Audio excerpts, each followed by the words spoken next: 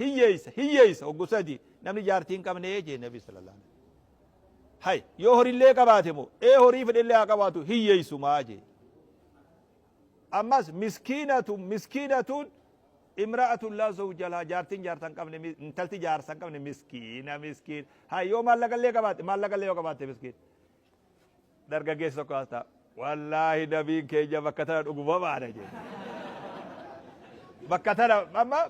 bakka tana qofaami hunda nabiin dhuga baana sallallahu alaihi wasallam maaliif jettee jeeni biyya bunaati biyyi suni yaa sheekha kabunni riiqa meeqa as nu bira dhaabbatu gootaraa meeqa buna tarree dhaabnee biraa agabuu teenya nama nyaataa nu godhu dhabnee jeetu dhugumaa baan nabiin keenya bakka tana dhuguma baana jeetu angana wagaraabe bakka si wajji walii galte bakka si gammachiifte keessaa filattee akka nyaata biifetti itti amanuun hin ta'u rabbi biraa bu'e sitti hadhaa'us sitti mi'aawus bishaan irra dhuguudha yoo si liqimfame maashaallah yoo dide bishaan irra dhugdee liqimsuun dirqamata ayata garii fillee ittiin amannu yoo ayata filu deebin immoo akka nama hundatti kafareetti lakkaawanna waan nu qunnamee fi kafedhii teenya qunname aboo waan akkanaan himinaa waan biroo hima hajuulleen ni jiraa beeku hoggaa mirqaadhe waan akkanaa odu nama himuu baattanii haju waan akkam wanni dhoysuu bu'e maaltu jira rabbiin waan dhoysuu barbaade nutti hin buufneewu waan haa dhokattuu barbaade achuma dhiiseewu waan ibsaa je'e wanni lafa gabbuute tun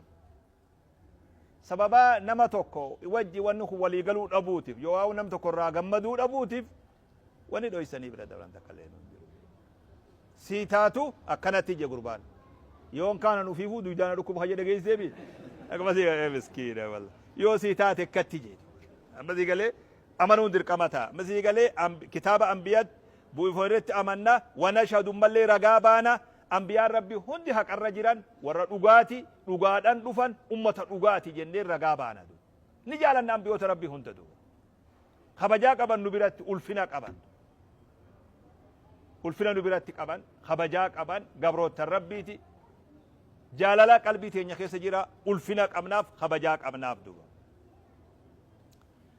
kunigaa arkaana iimaanaa khatti amanuu ta'u kitaaba hundatti amanna ambiyoota hundatti amanna duba